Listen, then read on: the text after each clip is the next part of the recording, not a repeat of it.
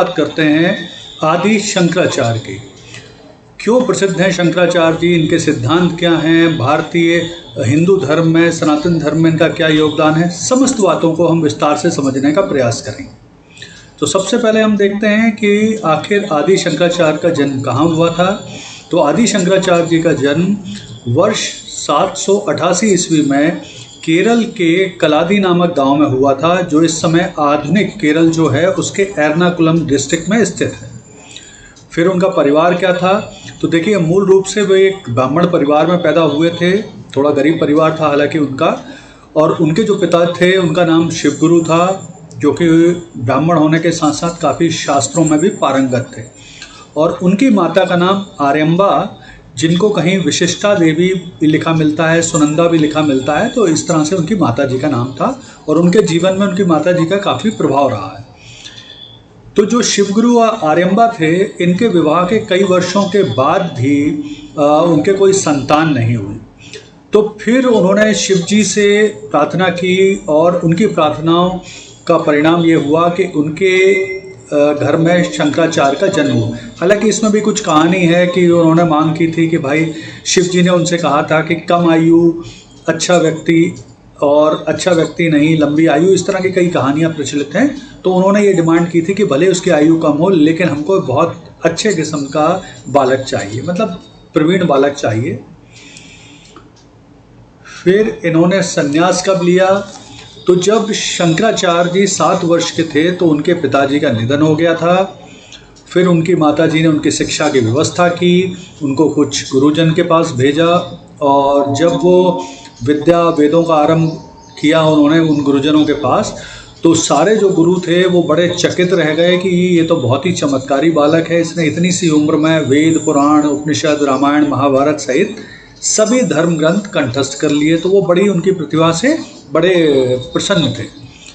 और शंकराचार्य एक बहुत ही कुशाग्र बुद्धि के मालिक थे। बहुत छोटी उम्र में उन्होंने अपनी जो जिज्ञासा थी उन्हें शांत करने के लिए सन्यासी बनने की भी ठान ली थी। और जब उन्होंने इस चीज़ की डिसाइड किया कि उन्हें सन्यासी बनना है, तो उन्होंने सोचा कि अब उन्हें गुरु की तलाश करना चाहिए। तो उन्होंने अपने एक गुरु की तलाश करना आरंभ करी और गुरु की तलाश में वो निकल पड़े। तो ऐसा कहा जाता है कि केरल से लेकर उन्होंने हिमालय तक यात्रा की गुरु की तलाश में, और फिर बद्रीनाथ धाम जो उत्तराखंड में इस समय, उसके पास एक आश्रम में उनको एक आचार्य मिले गोविंद भाव भगवत पाद। ये ही बाद में उनके गुरु बने। तो गोविंद भगवत पाद के साथ उनका एक जो डिस्कशन है वो काफ़ी फेमस है कि जो गोविंद भगवत पाद हैं, उन्होंने पूछा शंकराचार्य जी से कि वो कौन है। तो शंकराचार्य जी का उत्तर था कि ना तो वे अग्नि है, ना वायु है, ना पृथ्वी है, ना पानी है, बल्कि हर नाम और हर रूप के अंदर आत्मा अमर है और मैं वही हूँ। और फिर उन्होंने अपना बताया पता वगैरह उनको। तो उनके इस उत्तर से वो बड़े खुश हुए, क्योंकि जो भगवत पाद थे, गोविंद भगवत पाद, वो काफ़ी प्रसिद्ध गुरु थे, बहुत ज्ञानी थे। तो उन्होंने बहुत जल्दी उनकी प्रतिभा समझ ली। फिर दीक्षा ली उन्होंने गोविंद भगवत पाद से शंकराचार्य ने, और वे सन्यासी बने। और प्रमुख रूप से जो स्वामी गोविंद भगवत पाद हैं, उन्होंने शंकराचार्य को गौड़ पढ़िया करिका ब्रह्मसूत्र वेदों और उपनिषद का अध्ययन करवाया, अद्वैतवाद का दर्शन सिखाया। तो ये सब उन्होंने उनको सिखाए, वही उनके गुरु हैं। और यहाँ पे एक चीज़ ध्यान रखना आवश्यक है कि जो ओंकारेश्वर में मध्य प्रदेश के एकात्म धाम बन रहा है, उसमें उनके गुरु गोविंद भगवत पाद का भी एक पीठ बनाई जा रही है। देखिए, फिर शिक्षा के उपरांत फिर जो शंकराचार्य थे वो काशी चले गए, यानी वाराणसी, और उन्होंने वहाँ पर भगवत गीता ब्रह्मसूत्र उपनिषदों पर लेखन आरंभ किया, काफ़ी टिप्पणियाँ लिखी, और वहीं से वो बहुत प्रसिद्ध होने लगे। फिर जब उन्होंने काफ़ी समय वहाँ व्यतीत कर लिया काशी में, तो फिर उन्होंने प्लान किया कि अब हम देश तन को निकलेंगे, यानी हम एक धार्मिक यात्रा करेंगे पूरे देश की, और देश की जो धार्मिक स्थिति है उसे समझने की कोशिश करेंगे, और हम अपने जो सिद्धांत हैं उनका प्रचार करेंगे। तो इसी दौरान जब वो देशाटन कर रहे थे, घूम रहे थे पूरे देश में, तो एक बहुत ही प्रसिद्ध शास्त्रार्थ है जो मंडन मिश्र के साथ उनका हुआ था, उसके बारे में काफ़ी बताया जाता है। तो ये चीज़ हुई कि जब वो अपनी यात्रा के दौरान महेशमती पहुँचे, देखिए महेशमती से लेके दो चीज़ें हैं कि एक महेशमती जो मध्य प्रदेश का महेश्वर है, और ये महेशमती के बारे में कहा जाता है कि ये शायद बिहार में था, तो ये थोड़ा सा कन्फ्यूजन है। तो मंडन मिश्रा महेशमती के जो राजा थे उनके दरबार के प्रमुख पंडित थे, और उन्हें सन्यासियों से बड़ी नफरत थी। तो फिर शंकराचार्य ने मंडन मिश्र को एक चुनौती दी कि मैं आपके साथ शास्त्रार्थ करना चाहता हूँ हिंदू धर्म और इनके प्रमुख सिद्धांतों पर। और इसमें जो मंडन मिश्र की बहुत ही बुद्धिमान पत्नी थी भारती, वो निर्णायक बनी। तो शास्त्रार्थ शुरू हुआ और ये डिसाइड हुआ कि जो हारेगा, यानी अगर शंकराचार्य हारेंगे तो विवाह करके गृहस्थ जीवन अपना लेंगे, और अगर मंडन मिश्रा पराजित होंगे तो वे सन्यासी बन जाएंगे, यानी शंकराचार्य को अपना गुरु बना लेंगे। फिर वाद विवाद काफ़ी दिनों तक चला और आखिर में शंकराचार्य जी जीत गए, और जैसा कि तय हुआ था मंडन मिश्र शंकराचार्य से दीक्षा प्राप्त करके सन्यासी बन गए, उनके शिष्य बन गए, और उनका नाम सुकेश्वर रखा गया।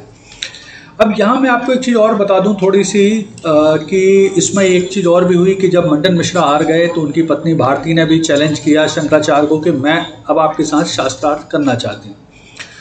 तो शंकराचार्य ने भारती के साथ भी शास्त्रार्थ किया, और ऐसा हुआ कि एक समय ऐसा आया कि वो हारने लगे। वो हारने इसलिए लगे कि भारती ने उनसे रति क्रिया संबंधित बहुत सारे क्वेश्चन पूछना शुरू किए, डिस्कशन करना शुरू किया। तो चूंकि वो बाल ब्रह्मचारी थे तो बहुत सारे वो रति क्रिया संबंधित प्रश्नों के उत्तर नहीं दे पाए। तो फिर उन्होंने भारती को बोला कि आप कुछ दिन मुझे समय दीजिए, 1 महीने का, मैं सीख के आता हूँ समझ के, और फिर आपके साथ शास्त्रार्थ करता हूँ। फिर ऐसा कहा जाता है कि वो गुफा में जाके उन्होंने शरीर त्याग किया, एक राजा के शरीर में प्रवेश किया, फिर उन्होंने रति क्रिया संबंधित क्रियाओं को किया, समझा, और फिर वापस आए, और आने के बाद उन्होंने भारती को भी हरा दिया। तो इस तरह से कहानी है, बहुत प्रसिद्ध कहानी है शंकराचार्य जी से जुड़ी हुई, इसलिए इसे समझना आवश्यक। फिर देखिए, हम अगर समझें शंकराचार्य जी के सिद्धांत क्या हैं, तो शंकराचार्य जी ने मूल रूप से अद्वैत सिद्धांत की व्याख्या की है। अद्वैत सिद्धांत संबंधित जो व्याख्या है वो ये है कि आत्मा है, ये एक्चुअली में हिंदू धर्म की पुरानी व्याख्या है, आत्मा और सर्वोच्च आत्मा दोनों मिलकर दोनों के मिलने से जो एकीकरण होता है उसकी व्याख्या वो करते हैं। वो कहते हैं ब्रह्म सत्यम जगत मिथ्यम जीवो ब्रह्म न पर, यानी ब्रह्म ही सत्य है, जगत एक मिथ्या है, जीव और ब्रह्म एक दूसरे से भिन्न नहीं है। देखिए, मूल रूप से अगर हम कहें तो शंकराचार्य जी का दर्शन सीधा है, सरल है, जिसमें उन्होंने आत्मा और सर्वोच्च आत्मा के अस्तित्व की वकालत की है, और उनका मानना है कि केवल परमात्मा ही वास्तविक और अपरिवर्तनीय है, जबकि आत्मा बदलती रहती है, एक शरीर से दूसरे शरीर में जाती रहती है। तो ये उनका अद्वैत सिद्धांत। फिर उन्होंने एक ब्रह्म सूत्र भी प्रस्तुत किया, जिसमें उन्होंने कहा अहम ब्रह्मास्मि, ऐसा कह के उन्होंने अपने अद्वैत सिद्धांत का बताया। फिर उनके सिद्धांतों में शनमाता की जो पूजा है उसे भी बताया गया कि उन्होंने प्रमुख रूप से 6 जो उप संप्रदाय थे हिंदू धर्म के, उन्हें शनमाता नाम दिया। शनमाता का शाब्दिक अर्थ होता है 6 धर्म, यानी 6 सर्वोच्च देवताओं की पूजा। तो इस तरह से उन्होंने ये बताया कि 6 सर्वोच्च देवताओं की पूजा की जाना चाहिए, क्योंकि यही 6 सर्वोच्च देवता प्रमुख रूप से एक दिव्य शक्ति का हिस्सा है। फिर उन्होंने दशनामी संप्रदाय या दशनामी अखाड़ा, जो कि बहुत प्रसिद्ध है, कुंभ मेले के समय आप इसका नाम सुनते रहते होंगे, क्योंकि ये जो प्रमुख स्नान होते हैं उसमें दशनामी संप्रदाय सबसे पहले स्नान करता है। तो देखिए, कहानी क्या है कि शंकराचार्य ने अपने जीवन में 4 प्रमुख शिष्य बना लिए थे, जिनके नाम है त्रोटकाचार्य, पद्मपद, हस्तमलाका और सुरेश्वराचार्य।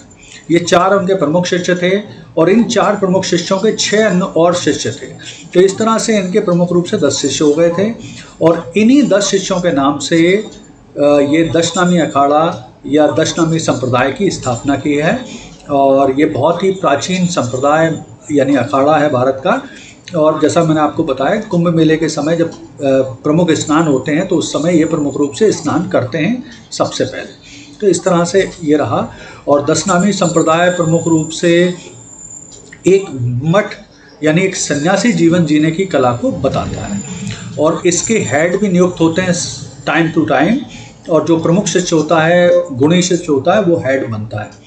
तो आज भी ये चला आ रहा है, और इनके जो हेड होते हैं वो शंकराचार्य कहलाते हैं। नेक्स्ट देखते हैं मीमांसा की निंदा। जब शंकराचार्य प्राचीन हिंदू धर्म में दृढ़ विश्वास रखते थे, उन्होंने हिंदू धर्म के मीमांसा की निंदा की है, क्योंकि उन्होंने कहा कि जहाँ बहुत सारे अनुष्ठान हैं उससे कोई खास फायदा नहीं होता है, तो अनुष्ठान प्रथाओं का उन्होंने प्रमुख रूप से निंदा की। फिर पंचदेवों उपासना पे उन्होंने बल दिया, ये अगला उनका सिद्धांत है।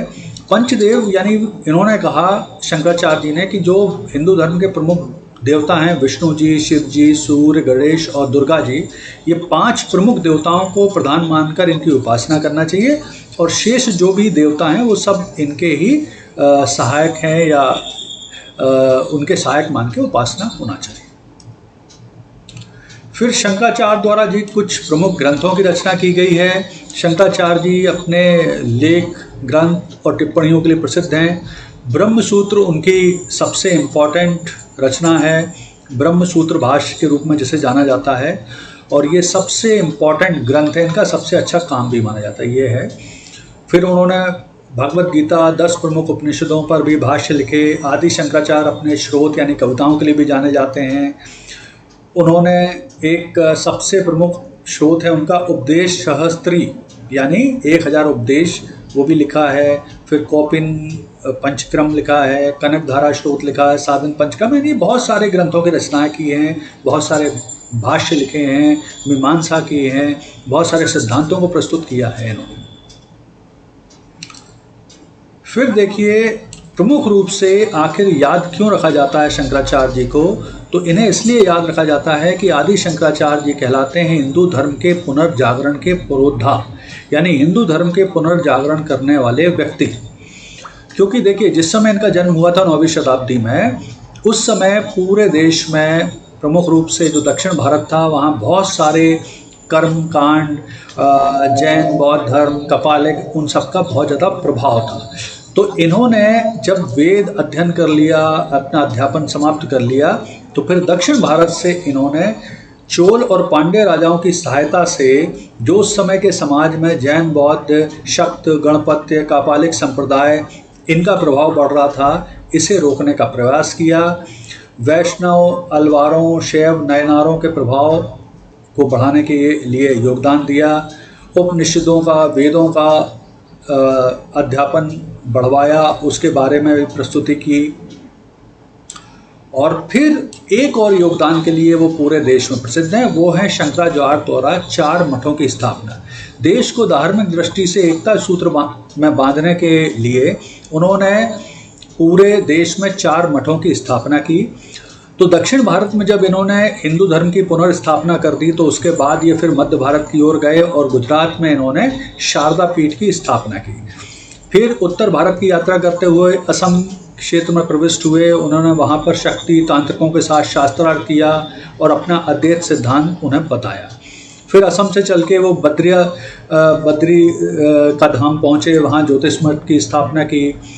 फिर उसके बाद वो केदारनाथ क्षेत्र पहुँचे और केदारनाथ में ही ऐसा कहा जाता है एक गुफा में वो हमेशा के लिए ब्रह्मलीन हो गए। तो प्रमुख रूप से उन्होंने 4 मठों की स्थापना की है। ये मठ है श्रृंगेरी मठ या श्रृंगेरी शारदा मठ जो रामेश्वरम में है, दूसरा है गोवर्धन मठ जो पुरी उड़ीसा में है, तीसरा है शारदा मठ जो द्वारका गुजरात में है, चौथा है ज्योतिष मठ जो ज्योतिष बद्रिका धाम उत्तराखंड में है। और इन 4 मठों के जो हेड थे वो उन्होंने अपने शिष्य त्रोटकाचार्य, पदमपद, हस्तमालिका और सुरेश्वर आचार्य को बनाया था। और पूरे 32 वर्ष की अल्प आयु में ही केदारनाथ के पास एक गुफा में वो ब्रह्मलीन हो गए थे। तो इस तरह से आदि शंकराचार्य का योगदान न सिर्फ हिंदू धर्म के पुनरुत्थान उद्धारक के रूप में है, बल्कि साहित्य के क्षेत्र में भी, विशेष तौर पर जो उन्होंने साहित्य की रचना की है, धार्मिक साहित्य की रचना की है, उसके लिए वो हमेशा भारत में प्रसिद्ध रहेंगे, अमर रहेंगे। धन्यवाद।